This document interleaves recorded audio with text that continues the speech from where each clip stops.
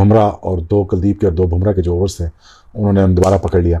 अब क्या बात है बुमराह की और कुलदीप की। इंडिया अगेन डोमिनेटिंग, और ये बात भाई अब कोई नई नहीं रह गई। 1980 से लेकर अब तक हम लोग डोमिनेशन देख रहे थे, सिर्फ टीम इंडिया की देख रहे, चाहे वो टेस्ट हो, T20 हो या फिर ODI हो। और आज तो हद ही हो गई है भाई, वेस्ट इंडीज का ऑरा ही खत्म कर दिया है। राहुल राहुल राहुल राहुल राहुल सारे बड़ा जितने भी बैठे हो, शानदार किस्म का कमबैक किया है। उम्मीद बिल्कुल नहीं थी, लेकिन एक अच्छा, एक तारीफ के लायक कमबैक किया भारतीय टीम ने। लगा कि यकीन करो कोई फिल्म लगी पड़ी है, एक्शन है अर्नल्ड श्वार्ज़नेगर की, वो कमांडो टाइप नहीं, टर्मिनेटर टाइप।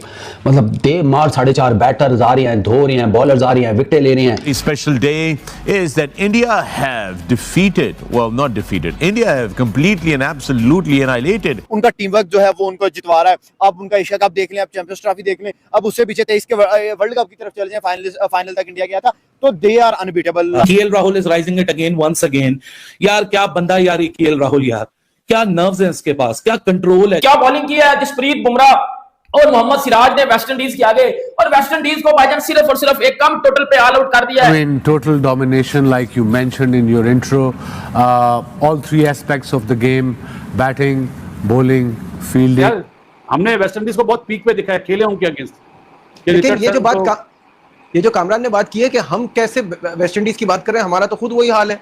हम जब उनसे सीरीज हार जाते हैं, हम क्या वेस्ट इंडीज की क्रिकेट का रोना रोए। हमने भी तो एक पीक देखा और अब हम ये हाल देख रहे हैं अपना। सुदर्शन एक क्लासी प्लेयर है जो ग्राफ बना के खेलता है। उसने आते सारे छक्के नहीं मारे, उसने चौके मारे हैं। All credit goes to 2 players only, 2 भाई दोनों तो भाई। लाइक मैं कहता हूं कि वो इतना डोमिनेट कर रहे हैं साइड्स को कि और 2-4 साल है, यकीन करें। हम जैसे कह रहे हैं ना कि हमारी क्रिकेट तबाही की तरफ जा रही है, इंडिया के साथ कोई खेलेगा ही नहीं, ऐसी परफॉर्मेंस रहेगी। वो कहेंगे भाई जब हमने होने ही जलील जाना है। ये टेस्ट मैच ड्रॉ करना भी बड़ी अचीवमेंट है, लेकिन वो रिस्पांसिबिलिटी नजर नहीं आई, वो अप्रोच नजर नहीं आई। वही जो पहले टेस्ट मैच में एज अ बेटर परफॉर्मेंस दिया, वही इस टेस्ट मैच में भी। अब आते हैं कुलदीप यादव पे। आपके लिए, आपने अगर देखा हो तो आपके लिए थोड़ी सी हैरानकुन बात होगी, एटलीस्ट क्रिकेट फैंस के लिए, कि ये बेसिकली व्हाइट बॉल स्पेशलिस्ट माना जाता है, बट इसका पहला डेब्यू टेस्ट बॉलर के तौर पर हुआ। 2017 में खेला, और उसके बाद जो हम बात कर रहे थे कि कुलदीप यादव उसके बाद टेस्ट ऐसे खेला जैसे वो ना शादियों के ऊपर जतीम के बच्चे को नहीं बांटा जाता, जाओ देखा लाया और जा नान लाया, वो वाला चक्कर है, ठीक है ना। अब पहला ये खेले हैं 2017 में, फिर 1 साल के बाद 2018 में इनकी बारी आई। एक तो बॉलर भी वो बहुत बेहतर है। देखिए जिस पेस से वो बॉलिंग कर रहे थे, उन्होंने अंदाजा लगा लिया था पिच का कि इस पिच के ऊपर किस पेस पे बॉलिंग करनी है। पिच के अंदर बाउंस मौजूद था, जब बाउंस होता है तो वहां आप जो है ना छोड़ के बॉलिंग करते हैं थोड़ी दूर, वो भी वेरिएशन के साथ। हमारी जो T20 बॉलिंग का जो सारा फिनोमेना बन गया हुआ एक डिलेमा है, भाई तेज बॉल विकेट के अंदर करते रहो और कम ओवर इट यार। ये वो पिचेस नहीं है कि जहां पे फ्लैट ट्रैक है बिल्कुल और अपने आप को बचाना है। ये आपकी टीम जो है ना वो सिस्टम से बनती है। हम क्या कर रहे हैं, हम सिर्फ नेचुरल टैलेंट देख रहे हैं, सिर्फ नेचुरल टैलेंट देख रहे हैं। उसके ऊपर जो तुक्के में कोई प्लेयर आ गया, लाइक साइम अयूब जिस तरह आ गया तो आ गया, उसके अलावा हम सिस्टम पे काम करते ही नहीं है। वही है ना जो पिछले लाइव सेशन में लोग कह रहे थे वेस्ट इंडीज भी जीत सकता है, ये हो सकता है, वो सब नहीं हो सकता भाई, नहीं हो सकता है, इम्पॉसिबल है। इधर से इंडिया इस मैच को हार जाए, दैट इज इम्पॉसिबल, मुमकिन ही नहीं है। चाहे वो जो होते हैं ना, अक्सर लोग कहते हैं 1% चांस, 0.1% चांस, मैं कहता हूं 0.1% चांस भी नहीं है। ये मैच इंडिया जीत चुका हुआ है, ये खत्म हो चुका हुआ मैच मेरी नजर के अंदर। दूसरा आउट हो, तीसरे की टेंशन पड़ जाती है। आप जयसवाल से लेकर जडेजा तक, इनफैक्ट बुमराह तक आपकी बैटिंग नजर आती है, वो भी छक्के चौके लगाने में माहिर है और किस तरह से विकेट को बचाना है उसमें भी एक्सपर्ट है। जिस तरह से भारतीय टीम ने आज वेस्ट इंडीज का तो रिकॉर्ड है ही है कि भारत के खिलाफ कभी भी नहीं जीती, और अपने मुल्क में बुलाकर किसी को इतना इंसल्ट करना, इट्स नॉट गुड। लेकिन क्या करें, इंडियन टीम है, उनको जीत का नशा है, उसके अलावा वो कुछ सोचते ही नहीं है। मैंने कहा ना, इंडिया क्यों कामयाब है, क्यों उनकी टीम नंबर 1 है।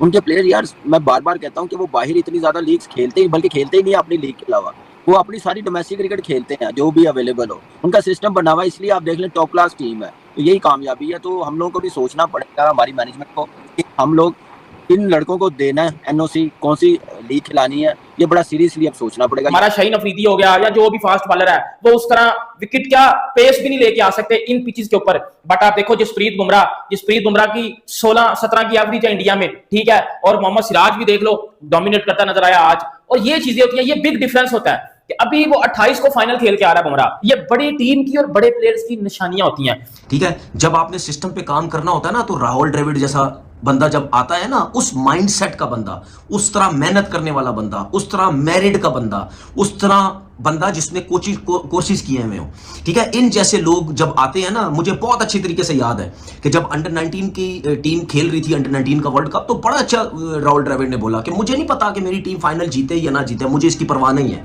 लेकिन मैं अगर इंडियन टीम को 1 से 2 प्लेयर भी दे दूं ना, मेरी ये जीत है। मैंने मेहनत की, मेरा मेहनत का सिला मुझे मिल गया। इस किस्म का लोग होते हैं, इस किस्म का सिस्टम होता है। कुलदीप यादव ने 2-3 बॉल उसको थोड़े से पीछे किए हैं जो उसने बैकफुट पे खेले हैं, उस पे भी एक कैच छूट गया। उसके बाद जब इतनी दूर लेंथ से उसने इतना और आगे फेंका है तो वो बल्लेबाज को ऐसा लगता है कि ये बिल्कुल मुंह में आ गया है, लेकिन वो बॉल भी दूर होता है और उसको मारने गया और ठक आउट। तो ये क्वालिटी और क्लास है बॉलर की, ये कंट्रोल है जो आपके बॉलर्स नहीं कर। ये क्रिकेट की साइकी आप लोगों को समझ भी नहीं आएगी, आ रही है। लेकिन मसला सिर्फ ये है कि यही क्वालिटी है उनकी, यही डिफरेंस है।